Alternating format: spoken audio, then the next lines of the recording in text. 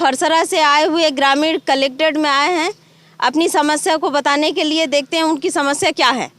क्या समस्या आपका? जी, मेरे नाम हिनोराम मरकाम, ग्राम फरसरा मास्टर परा का हूँ।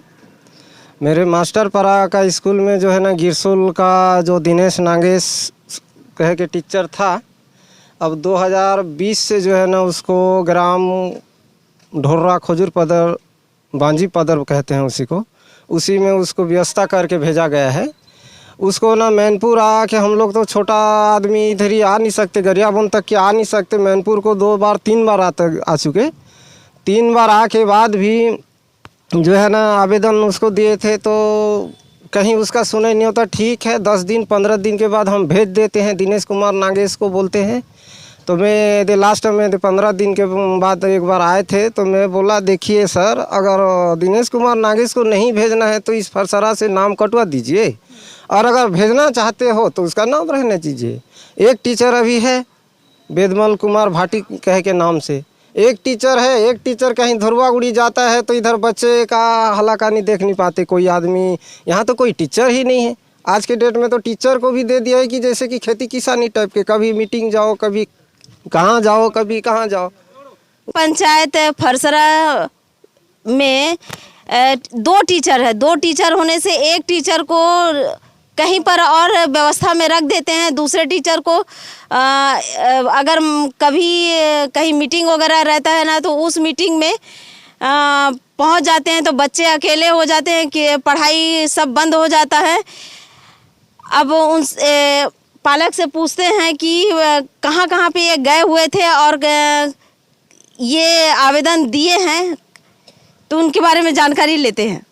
आवेदन कहाँ कहाँ पे आप दिए थे? आवेदन केवल मैनपुर में बस दिए थे, क्योंकि कि इधर ही आ नहीं पाए। अभी मैं बीच में बोल भी दिया था, देखिए 15-20 दिन के अंतर्गत अगर नहीं हो सकेगा तो मैं गरियाबंद कलेक्टर जाएंगे बोल के ऑफिस में बोल भी दिए थे।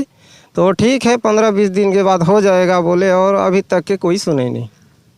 15-20 दिन से कहकर और अभी तक उसका किसी प्रकार से सुनवाई नहीं करते हैं, और एक टीचर पूरे बच्चों को पढ़ा नहीं सकते हैं।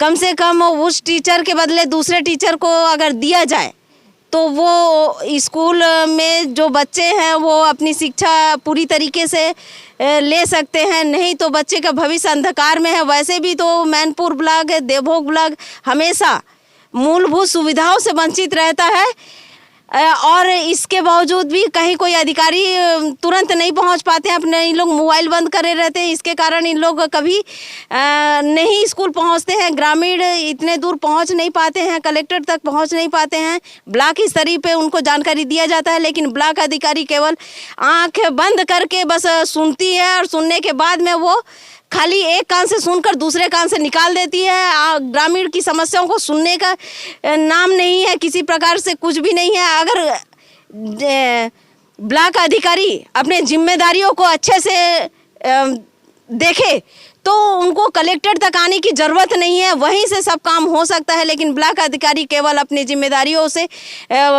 भागते ही रहते हैं। धरोहर संदेश से दीपिका बरई।